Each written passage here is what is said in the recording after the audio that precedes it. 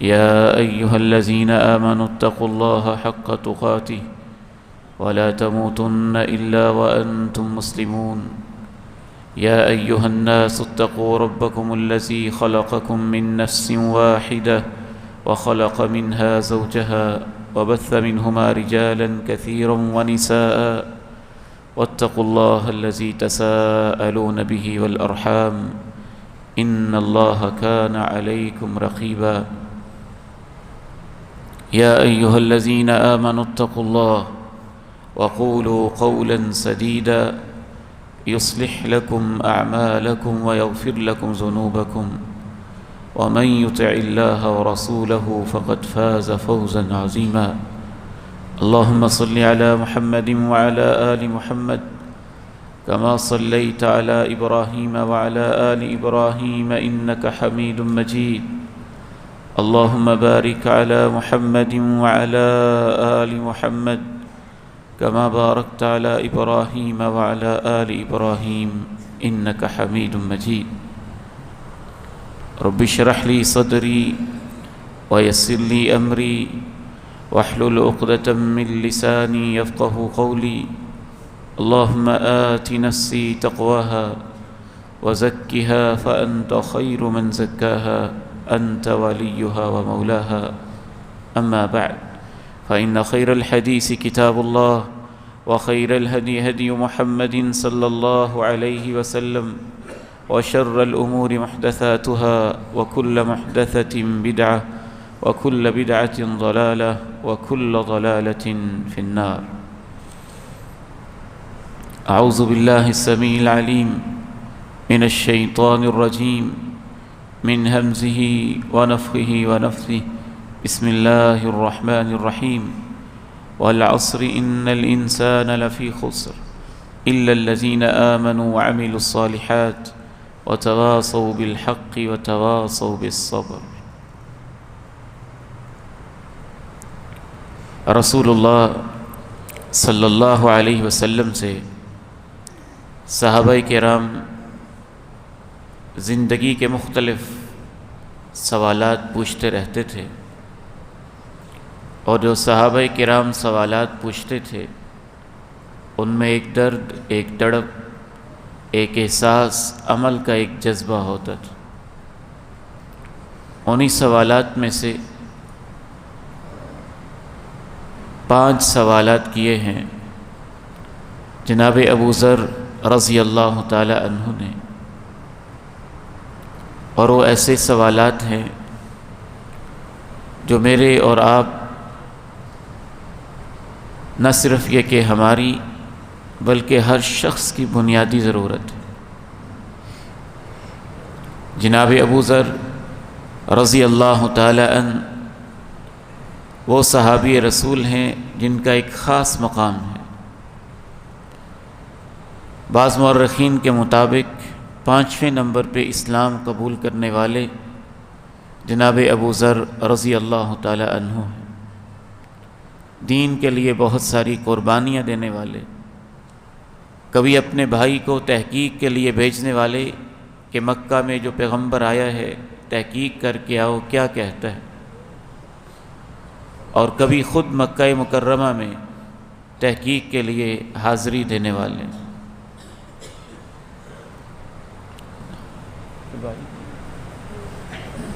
آواز سمجھ نہیں آ رہی ہے،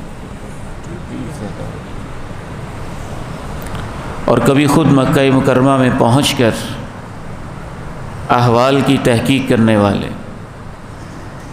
آتے ہیں اللہ کے نبی علیہ الصلاۃ والسلام سے پوچھتے ہیں، اے اللہ کے پیارے نبی صلی اللہ علیہ وسلم، دلنی علی عمل یدخلنی الجنہ، کوئی ایسا عمل بتا دیجئے کہ اللہ تعالیٰ مجھے جنت کا داخلہ نصیب کر دے. کیسے نصیبے والے لوگ تھے، کیا ان کی سوچیں تھیں، کیا ان کا زندگی کا ویژن تھا، کیا ان کا مشن تھا. میں نے جتنا بھی غور کیا ہے، صحابہ کرام رضوان اللہ علیہم اجمعین کے سوالات میں بھی بڑی معنویت ہے۔ ان کے سوال بھی بتاتے ہیں کہ کوئی سوال کرنے والا سوال کر رہا ہے۔ آپ علیہ الصلاۃ والسلام نے فرمایا تؤمن باللہ والیوم الآخر، اور ایک روایت میں یؤمن باللہ والیوم الآخر، اللہ پہ ایمان، آخرت پر ایمان۔ انسان کے دل میں یقین آ جائے کہ اللہ میرا مالک ہے، خالق و رازق ہے، اسی نے پیدا کیا ہے، زندگی اسی کے لیے گزارنی ہے، اور پھر یہ یقین آ جائے کہ اس کے سامنے کھڑے ہو کے زندگی کا حساب بھی دینا ہے، تو انسان جنت میں چلا جائے گا۔ جناب ابو ذر رضی اللہ تعالی عنہ کچھ اور پوچھنا چاہتے تھے، کہا ان مع الایمان عملا، اے اللہ کے پیارے نبی صلی اللہ علیہ وسلم، ایمان تو اللہ نے نصیب کر دیا ہے، میں عمل کے لحاظ سے پوچھنا چاہ رہا ہوں کہ ایمان کے بعد کوئی ایسا عمل بتائیں جو مجھے جنت میں داخل کر دے۔ ان کے ذہن میں جنت کا وہ نقشہ، جنت کی نعمتیں، انبیاء کی رفاقت، اللہ کا دیدار، جنت کا شوق ان لوگوں میں تو کوٹ کوٹ کے بھرا ہوا تھا۔ تو کہا کوئی عمل ایسا بتائے میں وہ عمل کروں اور اللہ مجھے جنت نصیب کر دے۔ تو اس موقع پہ آپ نے 5 دفعہ وہ پوچھتے رہے اور 5 ہی اللہ کے نبی علیہ السلام نے باتیں بتائیں۔ آپ نے فرمایا یرزق مما آتاہ اللہ تعالی، ابو ذر پہلا عمل پھر سن لیجئے ایمان کے بعد جنت میں داخلے کے لیے یہ ہے کہ انسان کچھ نہ کچھ اللہ کی راہ میں دیتا ہی رہا کرے۔ رزقن کہتے ہیں تھوڑا سا دینا، معمولی سا دینا۔ دینے کی 2 قسمیں ہوتی ہیں، ایک تو فرض زکوٰۃ ہے جو ہم ادا کرتے ہیں، اور ایک نفلی صدقات ہیں۔ نفلی صدقات کے اندر بھی کبھی تو انسان کا یہ دل ہوتا ہے کہ میں کوئی بہت بڑا کام کروں، کوئی مسجد بنا دوں، ادارہ بنا دوں، کوئی بڑا کام کر دوں۔ لیکن یہاں نفلی صدقات کی ایک اور صورت بیان کی جا رہی ہے کہ بجائے اس کے کہ انسان انتظار میں رہے کہ میں بہت بڑا کام کروں، جو اللہ تعالیٰ نے آپ کو دیا ہوا ہے، جو کچھ آپ کے پاس ہے، اس میں سے کچھ نہ کچھ ہر وقت ہی انسان اللہ کی راہ کے اندر دیتا رہے۔ اس کی سوچ یہ ہو کہ میں کیا دے سکتا ہوں اللہ کے لیے، دین کے لیے، ادارے کے لیے، یتیم کے لیے، فقیر کے لیے، مسکین کے لیے، بیوہ کے لیے، اپاہج کے لیے، معذور کے لیے، کسی بھی معاشرے کے طبقے کے لیے میں کیا کر سکتا ہوں۔ یاد رکھیے اللہ تعالیٰ کے پیارے نبی علیہ السلام نے اس حدیث کے اندر دینے کے لیے جو الفاظ استعمال کیے ہیں ان میں غور کرنے سے پتہ چلتا ہے کہ جنت میں جانے کے لیے ایمان کے بعد سب سے اہم ترین ذریعہ یہ ہے کہ انسان تھوڑا تھوڑا دیتا رہے، ہر وقت دیتا رہے، اور اس دینے کو اپنا معمول بنا لے۔ یہ نہیں ہے کہ بہت زیادہ دے، اتنا تھوڑا، حتیٰ کہ احادیث میں غور کرنے سے تو یوں پتہ چلتا ہے کہ اللہ نے تمہارے دل کی کیفیت کو دیکھنا ہے۔ کبھی تو دینے والی کائنات کی وہ عورت ہے جس کو بدکارہ اور فاحشہ کہا جاتا ہے، لیکن کیا دیتی ہے؟ بہت بڑی چیز نہیں، پانی کے چند قطرے۔ کس کو؟ انسان کو نہیں، ایک کتے کو، اور اللہ اس کی بھی زندگی کے گناہوں کو معاف کر دیتا ہے۔ اور کبھی احادیث میں غور کرنے سے یہ بھی پتہ چلتا ہے کہ اللہ تعالیٰ یہ نہیں دیکھ رہے ہوتے کہ آپ کتنا دے رہے ہیں۔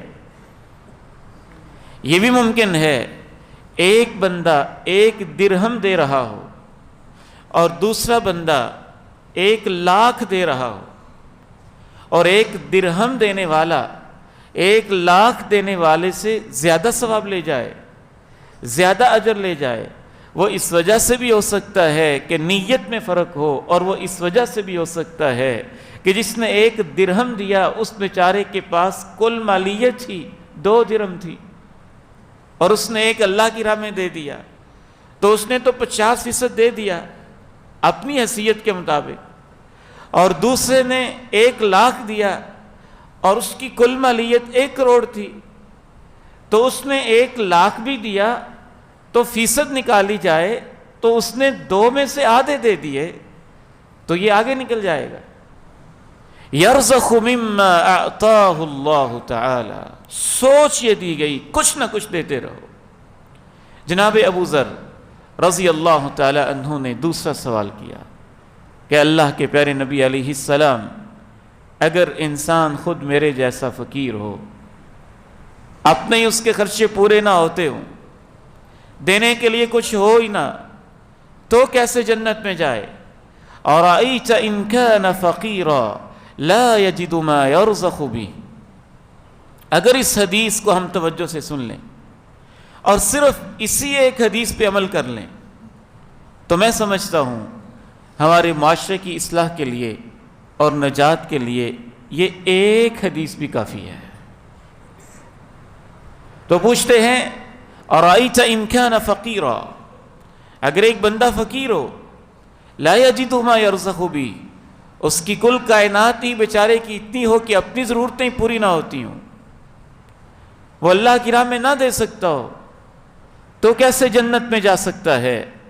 فرمایا یأمر بالمعروف وینہی عن المنکر، دوسرا راستہ جنت میں جانے کے لیے یہ ہے کہ اگر وہ مال نہیں دے سکتا ہے، اللہ نے اس کو زبان دی ہے، اپنی زبان سے اچھی بات کہتا رہے، برائی سے روکتا رہے، خیر کے راستے دکھاتا رہے، شر کے راستے بند کرتا رہے، جہاں بھی اللہ کی اطاعت ہے اس کے لیے اپنی زبان کو ہلاتا رہے، جہاں اللہ کی نافرمانی ہے اس کے لیے اپنی زبان سے اس راہ کو ٹوکتا رہے، اس کی زبان کا یہ عمل، اچھی بات کہنا، برائی سے روکنا، اللہ کو اتنا پسند آئے گا وہ کچھ بھی نہیں دے سکتا، تو اس عمل سے بھی اللہ اس کو جنت کا وارث بنا دے گا۔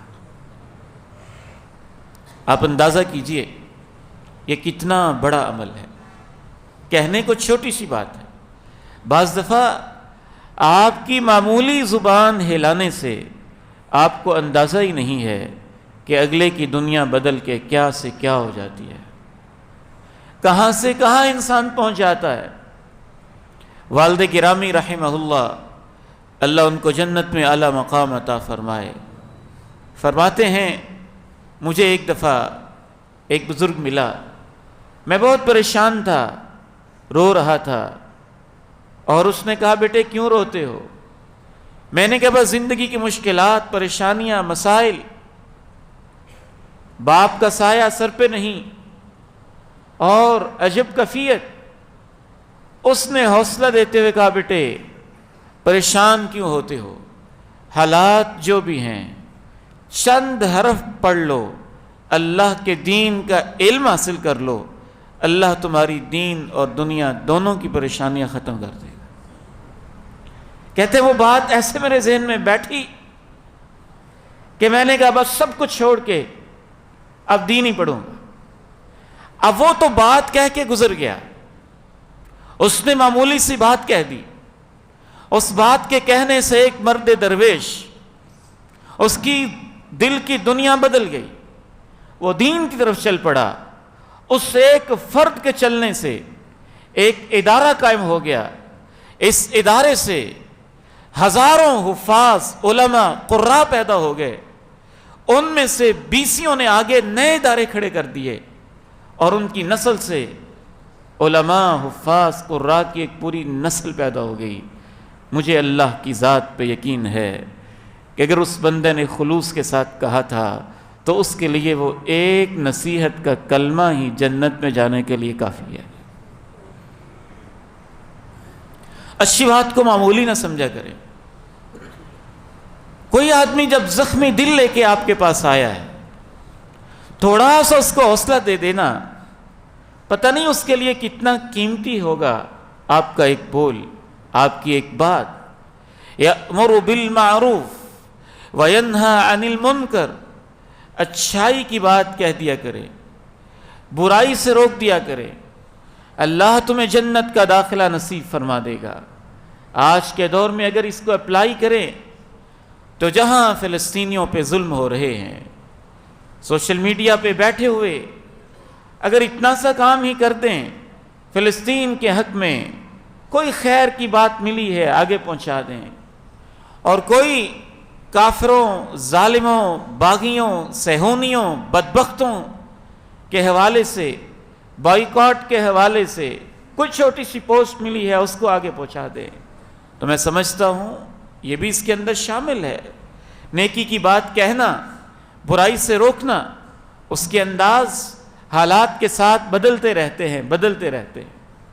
جناب ابو ذر رضی اللہ تعالی عنہ نے ایک تیسرا سوال کر دیا کہ اللہ کے پیارے نبی صلی اللہ علیہ وسلم، ارأیت ان کان عییا لا یستطیع ان یأمر بالمعروف وینہی عن المنکر، اگر انسان اتنا کمزور ہو، زبان میں لکنت ہو، علم نہ ہو، بصیرت نہ ہو، سمجھتا ہی نہ ہو، جانتا ہی نہ ہو، بات کہنے کا سلیقہ ہی نہ ہو، اس کے پاس یہ ہنر موجود ہی نہ ہو، تو کیسے جنت میں جائے؟ ترتیب سے دیکھیے گا۔ پہلا سوال، جنت میں کیسے جائے گا؟ کہا ایمان۔ پھر سوال، ایمان کے بعد عمل کوئی بتائیں؟ پہلا جواب، کچھ نہ کچھ دیتے رہنا۔ پھر دوسرا سوال، کچھ نہ دے سکتا ہو تو فرمایا اچھائی کی بات کہنا، برائی سے رکنا۔ اب تیسرا سوال ہے، جناب ابو ذر رضی اللہ تعالیٰ عنہ کہتے ہیں، اے اللہ کے پیارے نبی صلی اللہ علیہ وسلم، اگر وہ یہ بھی نہ کر سکتا ہو تو پھر کیسے جنت میں جائے؟ آپ نے ارشاد فرمایا یصنع لأخرقا، جنت میں جانے کا تیسرا راستہ اللہ نے یہ کھولا ہے۔ اے ابو ذر، میں تجھے بتا رہا ہوں، اگر مال نہیں دے سکتا تو اپنے علم سے فائدہ پہنچائے، علم نہیں دے سکتا تو تیسری چیز آپ نے کہی، جو شخص کسی میدان میں ماہر نہیں ہے، جانتا نہیں ہے، کچھ کرنا نہیں اس کو آتا ہے، وہ اپنا مشن بنا لے کہ لوگوں کو کوئی کام سکھاتا رہے گا، ان کا کوئی ہنر سکھاتا رہے گا، کوئی چیز ان کو سکھاتا رہے گا، کوئی بھی چیز جو آپ جانتے ہیں دوسرا نہیں جانتا، اس کو سکھا دے، سکھاتے رہے۔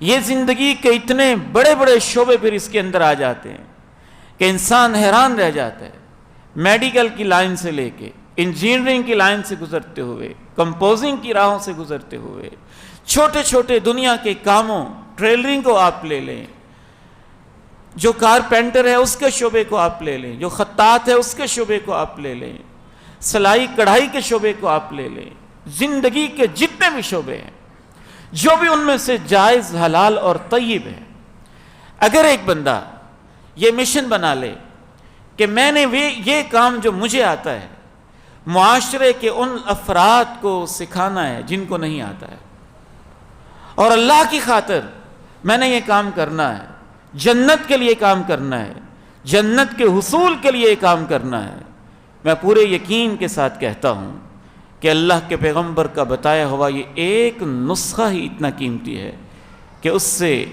ہمارے پورے کے پورے پاکستان کے معاشی حالات ہی بدل جائیں گے، معیشت ہی بدل جائے گی، انداز ہی بدل جائے گا۔ یاد رکھیے، ہمارے ہاں جو یہ سلسلہ چل نکلا ہے کہ ہر بندہ اپنے شعبے کو چھپاتا ہے، اپنے علم کو چھپاتا ہے، اپنے ہنر کو چھپاتا ہے، اور اس طرح سے چھپاتا ہے کہ کوئی سیکھ نہ جائے، گویا کہ شاید وہ سیکھ جائے گا تو میری روزی روٹی بند ہو جائے گی۔ یہ ایمان کی کمزوری ہے۔ اللہ تعالیٰ نے رزق کے ذرائع اپنے پاس رکھے ہوئے ہیں. جس شعبے کے اندر آپ جو چیز جانتے ہیں اپنے معاشرے کو وہ سکھائیں. امام کائنات علیہ السلام فرماتے ہیں جو بے ہنر لوگوں کے کام آتا رہتا ہے اور ان کو سکھاتا بھی ہے، ان کے کام بھی آتا رہتا ہے، اللہ اسے جنت میں داخل کر دیتا ہے. جناب ابو ذر رضی اللہ تعالی عنہ نے ایک چوتھا سوال کر دیا، ارائیت ان کان اخرق ان یصنع شیئا.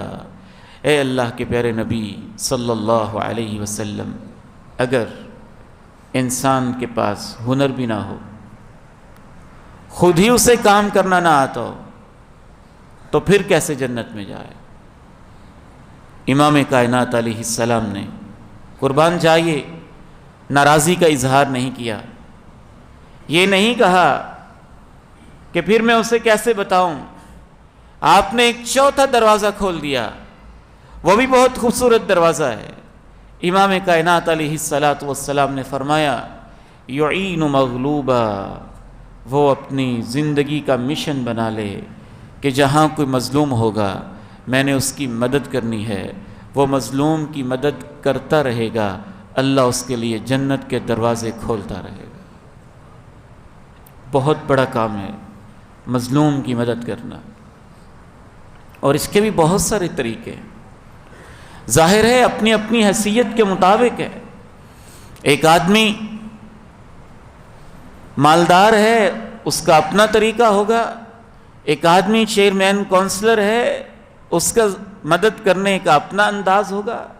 ایک M P A M N A ہے، اس کا اپنا لیول ہونا چاہیے. ایک منسٹر اور وزیر ہے، وہ اپنے انداز میں مدد کر سکتا ہے. ایک ویسے ہی طاقتور ہے، جوان ہے، اپنی قوت بازو کے ساتھ ممکن ہے وہ ایسے مدد کر سکے. بس ایک سوچ دی ہے کہ معاشرے میں جہاں کسی کو پستا دیکھو، مظلوم دیکھو، وہ ظلم کی چکی میں پس رہا ہو، اس کی مدد کرو. اللہ کے نبی علیہ السلام نے تو اتنی بڑی سوچ دی ہے. عام حالات کے اندر ہم کیسے بد نصیب ہیں، بار بار حالات ہی ایسے ہیں، کہنا کچھ چاہتے ہیں، خیال کچھ آنے لگتا ہے، سوچتے کچھ ہیں، اور آنکھوں کے سامنے فلسطینیوں کی لاشیں تڑپنے لگتی ہیں. اور سچی بات ہے کئی دفعہ گھر میں اپنے بچوں کو گلے لگاتے ہیں تو وہ تصویریں فلسطین کے بچوں کی سامنے آنے لگتی ہیں کہ ہم کن حالات میں ہیں اور ہمارے مسلمان بھائی کن حالات کے اندر زندگی بسر کر رہے ہیں، کس کیفیت سے دوچار ہے. اور اس پیغمبر کی امت جو چھوٹے چھوٹے ظلم کے بارے میں بھی تعلیم دے رہے ہیں کہ دیکھو جنت میں جانا چاہتے ہو تو مظلوموں کا ساتھ دینا، ان کے ساتھ کھڑے ہو جانا. جتنی تمہاری ہمت ہے، جتنی تمہارے اندر طاقت ہے، ہم مظلوموں کا ساتھ دینے کی بجائے لگتا ہے کہ ظالموں کے ساتھ کھڑے ہوئے ہیں. ایک چھوٹا سا اشارہ کر کے اس موضوع کو ہم آگے بڑھاتے ہیں، اس حدیث کو مکمل کرتے ہیں. علماء شور کر رہے ہیں 7 اکتوبر سے لے کے آج کی تاریخ تک سوشل میڈیا پہ، ممبر پہ، محراب پہ، گلیوں میں، چوکوں میں، چوراہوں میں بہت کچھ امت کو بتا رہے ہیں. اور 2 باتیں خصوصاً بتا رہے ہیں جو اس امت کے عسکری اور فوجی قائدین ہیں، ان کو یہ بتا رہے ہیں کہ جہاد فرض ہے. تم خود نہیں نکل سکتے ہو، اعلان تو کر دو. اور کچھ نہیں کر سکتے ہو، فلسطین کے مظلوموں کو اپنی ٹیکنالوجی سے ایئر پروٹیکشن ہی دے دو کہ جو ان کے اوپر فضائی حملہ ہو وہ روک ہی دو. چلے تم اتنے ہی کمزور ہو، جواب نہیں دے سکتے، تو اللہ نے 57 ممالک دنیا میں رکھے ہیں اور ان کے پاس طرح طرح کی ٹیکنالوجیز موجود ہیں، ایسے ایسے میزائل موجود ہیں کہ سیدھا اسرائیل کے دارالحکومت میں تل ابیب کو چند منٹوں کے اندر اینٹ سینٹ پہ جا کے رکھ دے. علماء نے تو یہاں تک کہا تم اتنے کمزور ہو، یہ نہیں کر سکتے ہو، اتنا ہی کر دو کہ جو ان کے اوپر حملے ہو رہے ہیں وہ رک جائیں. ان کی فضا کو محفوظ کر دیا جائے، یہ ان کے کرنے کا کام ہے۔ حتیٰ کہ یہاں تک علماء نے ببانگی دہل کہا، اعلان کرنا حکومت کا کام ہے، بیٹے اور جانیں پیش کرنا انشاءاللہ ہمارا کام ہے۔ راستے تو کھلے ہوں، انسان کے سامنے کوئی راستہ تو ہو، تو ان کے کرنے کا کام، سیاستدانوں کے کرنے کا اپنا کام ہے۔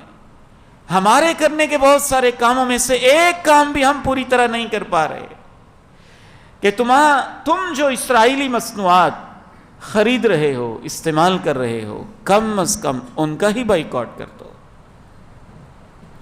میں رات ہی ایک جگہ بیٹھا ہوا تھا اور سپر سٹور کے ایک ساتھی تھے، میں نے ان سے یہ پوچھا کہ کیا حالات ہیں، کیا صورتحال ہے؟ کہنے لگا کہ ہم اس قدر شکنجے کے اندر کسے ہوئے ہیں، صرف یونیلیور جو ایک کمپنی ہے، صرف اس کمپنی کی پروڈکٹس ہمارے سٹور میں، قصور شہر چھوٹا شہروں میں شمار ہوتا ہے، قصور شہر کے اندر 1000 پروڈکٹس ہیں ایک کمپنی کی، صرف ایک کمپنی کی۔ تو کیا خیال ہے اس میں کیا کچھ ہے؟ پیپسی کوک سے لے کر کاسمیٹکس کی بہت ساری چیزیں جو فیشن میک اپ کے اندر استعمال ہو رہی ہیں، سینکڑوں وہ ہیں، کریمیں دسیوں وہ ہیں، پینے کی چیزیں دسیوں وہ ہیں۔ اس نے باقاعدہ کہا کہ صرف ہمارے سٹور میں 1000 کے قریب پروڈکٹس ہیں، اور جب بھی بائیکاٹ کی بات ہوتی ہے 2-3 دن کے لیے تھوڑی سی اس میں کمی آتی ہے، اور اس کے بعد پھر دھڑا دھڑ وہی سلسلہ شروع ہو جاتا ہے۔ ہم یہ نہیں کہتے کہ زبردستی کی جائے، اپنے ہی ملک میں فساد برپا کرنا یہ کوئی سمجھداری نہیں ہے۔ ہم یہ نہیں کہتے کہ ڈنڈے لے کے لوگ نکلیں اور کچھ دکانوں کے اوپر حملے کر دیں اور زبردستی بند کروا دیں۔ ان دکانوں کے مالک ہمارے اپنے ہی لوگ ہیں، پاکستانی لوگ ہیں، یہاں کے باسی ہیں، ان کے مال کا ایک تقدس ہے، انہوں نے اپنے کروڑوں روپے ایک دکان پہ ایک جگہ پہ لگائے ہیں، اور آپ جا کے اس طرح توڑ پھوڑ کر رہے ہیں، یہ بھی کوئی دانش مندی نہیں ہے۔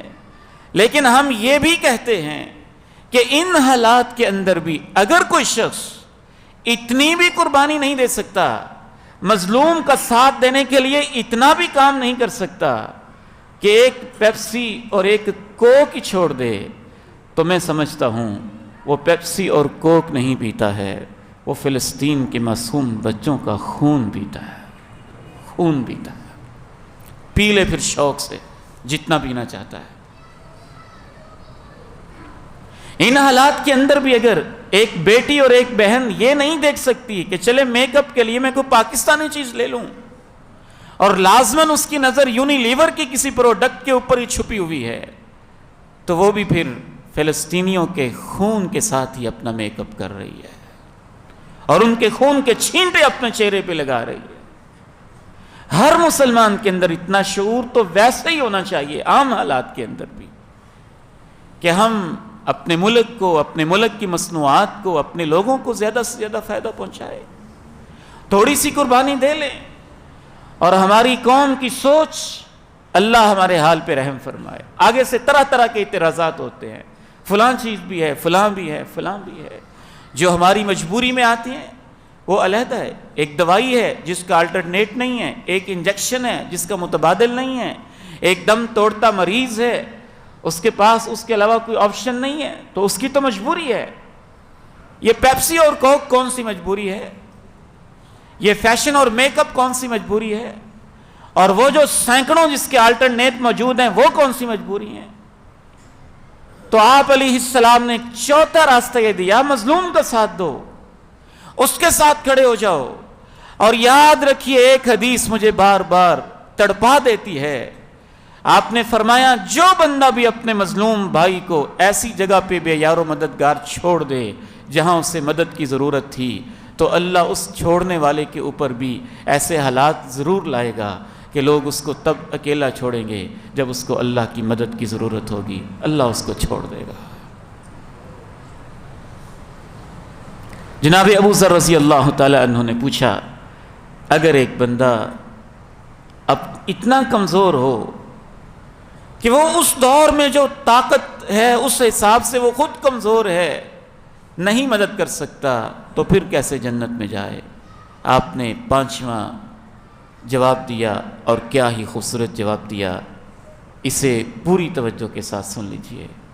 امام کائنات علیہ الصلاۃ والسلام نے ارشاد فرمایا اگر وہ یہ چاروں کام نہیں کر سکتا، ترتیب سے ذہن میں رکھیے، پہلا کام کیا تھا کہ اللہ کی راہ میں کچھ نہ کچھ دیتا رہے، نہیں دے سکتا لب ہی ہلا دے، اچھی بات کہہ دے، برائی سے روک دے، یہ بھی نہیں کر سکتا، تیسرا کام تھا کسی بے ہنر کو ہنر سکھا دے، کسی اناڑی کو کام سکھا دے، یا اللہ کی خاطر اس کا کوئی کام کر دے اپنے ہنر کے ذریعے سے، یہ بھی نہیں کر سکتا تو چوتھا راستہ آپ نے بتایا مظلوم کی مدد کر دے۔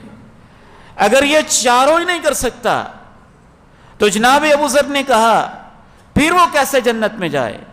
فرمایا ابو ذر تم یہ چاہتے ہو کہ کوئی نیکی بھی نہ کرے اور جنت میں چلا جائے؟ چلیں، ایسے لگتا ہے جیسے تھوڑے سے آپ نے اس چیز کو محسوس کیا کہ کوئی نیکی بھی نہ کرے اور جنت میں چلا جائے، لیکن آپ تو امام کائنات تھے، پھر بھی ایک 5واں راستہ اور 5واں دروازہ کھول دیا۔ کہا اگر کچھ بھی نہیں کر سکتے ہو یمسک یدہ ان اذی الناس، تو پھر 5واں کام تو ضروری کر لو کہ کم از کم لوگوں کو تکلیف ہی نہ دو، کم از کم لوگوں کو تکلیف ہی نہ دو، مال دے نہیں سکتے ہو تو لوٹو ہی نہ، علم نہیں پھیلا سکتے ہو برائی نہ پھیلاؤ، مظلوم کا ساتھ نہیں دیتے ہو تو ظالم کے ساتھ تو نہ کھڑے ہو، مظلوم میں حق کے حق میں نہیں بول سکتے تو ظالم کے حق میں غلط گواہیاں ہی نہ دو۔ اگر میں جب اس ایک لفظ کے اندر غور کرتا ہوں تو میرے تخیل کے اندر وہ باتیں آتی ہیں کہ آپ نے کیا کوزے کے اندر سمندر بند کر دیا کہ اگر تم کسی کی راہ میں پھول نہیں بچھا سکتے ہو تو کم از کم کانٹے ہی نہ بچھاؤ۔ خیر دین کے ادارے اور مدارس کے بارے میں اگر تم اپنی زبان سے کلمہ خیر نہیں کہہ سکتے ہو تو غلط بات ہی نہ کرو، فلسطینیوں کے حق میں نہیں بول سکتے ہو تو ظالموں چپ ہی رہ جاؤ، کم از کم اتنا تو نہ بولو کہ یہ بائی کاٹ کیوں کرتے ہیں، یہ علماء جہاد کا فتویٰ کیوں دیتے ہیں، یہ ایسے کیوں کرتے ہیں، یہ ایسے کیوں کرتے ہیں۔ اور بعض بدبخت تو یہاں تک بول پڑے، یہاں تک جیسے وہ امریکہ کے اور اسرائیل کے ایجنٹ ہوں کہ فلسطینیوں کو ایسے کرنا ہی نہیں چاہیے تھا، انہوں نے اپنے سے بڑے دشمن کو چھیڑا ہی کیوں تھا۔ 70 سال سے ظلم کی چکی میں پیسنے والے تم ان کے حق میں خیر کی بات نہیں کہہ سکتے ہو تو ان مظلوموں کے خلاف ہی نہ بولو۔ تو آپ نے 5واں اور آخری نسخہ یہ بتایا۔ جناب ابو ذر رضی اللہ تعالیٰ عنہ نے پوچھا اگر اتنا سا کام کر لے تو جنت میں چلا جائے گا؟